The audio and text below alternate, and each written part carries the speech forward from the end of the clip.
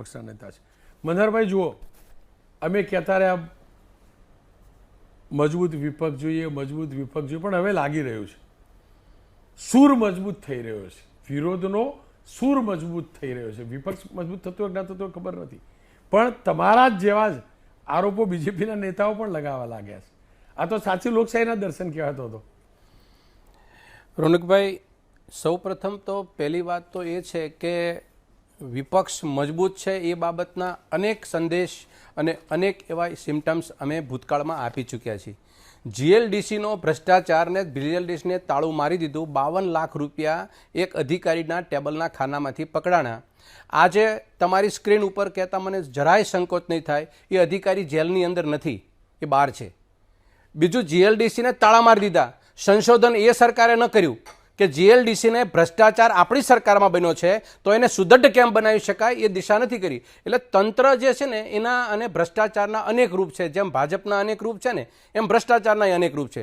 હું તમને કહું, તમે 3 કિસ્સા મને બતાવ્યા, હું તમને એક સીધો કિસ્સો આજનો વર્તમાન બતાવી દઉં. આણંદ એગ્રીકલ્ચર યુનિવર્સિટીની અંદર વાઇસ ચાન્સેલર ડૉક્ટર કેબી કથિરિયાએ માર્ચ 2025ની અંદર ભારત સરકારના સેન્ટ્રલ વિજિલન્સ કમિશનના ગાઈડલાઇન છે, કોઈ પણ તમે ટેન્ડર આપો, એને ઇજારો આપવો હોય તો એના સીવીસીના નિયમો છે.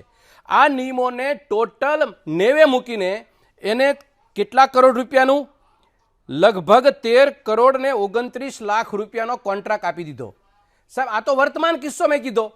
સરકારને અમે પત્ર લખેલો છે, મેં પ્રેસ લીધેલી છે, અને એના થઈ ગયા 20 દિવસ. સરકારનું કોઈ ધ્યાન નથી, કૃષિ મંત્રીનું કોઈ ધ્યાન નથી. મેં તમને અગાઉ પણ એક વખત કીધું હતું કે ગુજરાતના કૃષિ યુનિવર્સિટીના 4 વાઇસ ચાન્સેલર એના 7મા પગાર પંચની જે ભલામણ છે, ગાઈડલાઇન છે કે 2,10,000 ઉપર 5,000 રૂપિયાનો પગાર લેવો. રોનકભાઈ, અત્યારે 1,15,000 દર મહિને વધારે લે છે, છતાંય સરકાર એની પાસેથી ઉઘરાણું નથી કરતા, અને આ તો ઉચ્ચાપત કહેવાય. હવે તમે જે કિસ્સા કહો છો, ભાવનગરની સર હોસ્પિટલ, એની અંદર મરામત, એની અંદર કોન્ટ્રાક્ટર, એની અંદર ચોકીદારીનો કોન્ટ્રાક્ટર, ભ્રષ્ટાચાર છે. મુદ્દો ડાયવર્ટ નથી મુદ્દો એ છે, મારો મુદ્દો છે બીજેપીના નેતાઓ જે વિરોધ કરે છે એને કેવી રીતે આપ બોલવો છો? હું ભારતીય જનતા પાર્ટીના આગેવાનો જે વિરોધ કરે છે એ રાતોરાત કેમ કરવા માંડ્યા? આ તો મેં તમને ગણાવ્યા હતા 25 વર્ષની અંદર પેઢીઓથી, એક પેઢીથી થાય છે. એટલા માટે કે ભાજપ ભ્રષ્ટાચાર અને આગેવાનો વચ્ચેનો નાતો તૂટી ગયો છે. એ નાતો નથી, એને ભાગીદારો હતા અત્યાર સુધી, એ ભાગીદાર નથી, એના બદલામાં છે. હું તમને કહું છું કે આ ભ્રષ્ટાચારની સિમ્ટમ્સ હું બતાવું. મારી પાસે 1 ડઝન નામ છે. મગફળીનો કૌભાંડ થયું, 4,000 કરોડનું કપાયું, કોણ જેલમાં ગયું? અમે ઉકાળ્યો હતો. કોને જેલમાં હરિયા પાછળ નાખી દીધા? એના કરતાં આગળ નહેરો તૂટે, રોજ દિવસની એક વખત નહેર તૂટે છે. નહેરો કોને બનાવી? ભ્રષ્ટાચાર નથી થયો ત્યાં આગળ. જે તમારે ભ્રષ્ટાચાર એટલે શું, એનું સિમ્ટમ્સ? ખેડૂત પરેશાન થાય, રાજ્ય પરેશાન થાય, રાજ્યની તિજોરીમાંથી પૈસા ઓછા થાય, તો છતાં જે ભ્રષ્ટાચાર નહીં ગણાવો, તમે એની તપાસ નહીં કરો. એનાથી આગળ કે તમે કૃષિ યુનિવર્સિટીમાં જોઈએ, man power supply, Junagadh agriculture યુનિવર્સિટીના વાઇસ ચાન્સેલર અત્યારે એના દીકરાની પુત્ર, એની પુત્રવધુ. મનહરભાઈ, માફ કરજો, હું મુદ્દાને ડાયવર્ટ થવા દઉં છું. આ 3 કિસ્સાને જ પકડી રાખવા માંગુ છું, સ્પષ્ટ કહું છું. હું બીજા કિસ્સામાં જવા નથી માંગતો, બીજી ચર્ચા કરીશું. મારો મુદ્દો આ છે કે આ લોકો જે વિરોધ કરી રહ્યા છે એને કેવી રીતે મૂલવો છો, શું કારણ હોઈ શકે અને કેટલો દમ?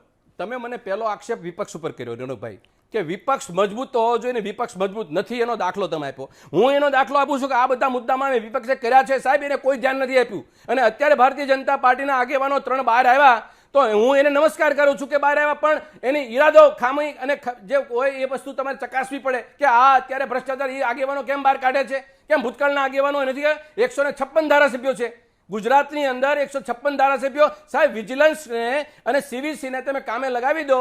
આજની તારીખે સાહેબ કહું, અડધી સરકાર ઉથલી જાય એમ છે. આમાં એક ખૂણામાં ભ્રષ્ટાચાર પડ્યો છે, ક્યાં ભ્રષ્ટાચાર નથી?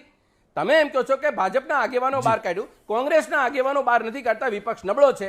સાહેબ, અમે નબળા કે સબળાનો સવાલ નથી. સાહેબ, તંત્ર છે એના ઉપર સરકાર કામ કરે છે. તંત્ર નિષ્ફળ જાય તો સરકારનો પ્રતિનિધિ છે, ચૂંટાયેલો પ્રતિનિધિ છે, એ અવાજ કરે છે અને ભ્રષ્ટાચાર પકડે છે. ભૂતકાળમાં આવા અનેક ભ્રષ્ટાચાર પકડાના છે સાહેબ. આને કોઈને ડર નથી. એટલા માટે ડર નથી કે તંત્ર છે એ બેફામ બન્યું છે, અને બેફામ બનવા પાછળ ભારતીય જનતા પાર્ટીના અભણ અને અજ્ઞાની મંત્રીઓ છે, એની પાછળ જવાબદારી એ લોકો છે. એટલા માટે આ લોકો તંત્ર બેફામ થયું છે. બાકી હું સાહેબ તમને એમ કહું કે ગુનાહિત પ્રવૃત્તિ એક તંત્ર રોકી શકે અને એક પોલીસ રોકી શકે. પોલીસ અને તંત્ર એ બંનેની ઉપર નિગરાની કોની છે?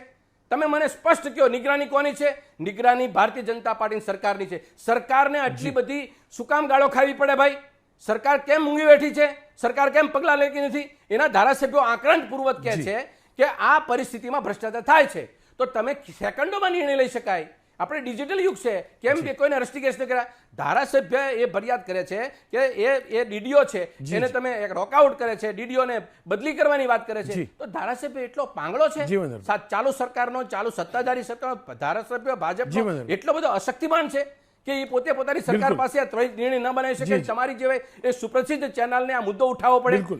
આ કારણથી બોલું છું કે કોંગ્રેસ પક્ષની સામે આવનારા અનેક ભૂતકાળના મુદ્દા ઉપર અમે બેબાકીથી વાત કરી છે. આજે અમારા વિપક્ષના નેતા અને વર્તમાન પ્રદેશ પ્રમુખે જે મુદ્દો કીધો છે એ મુદ્દા પછી સરકારે શું તજવીજ હાથ ધરી? ડોક્ટર સાહેબ પૂછી લો. ડોક્ટર સાહેબ જો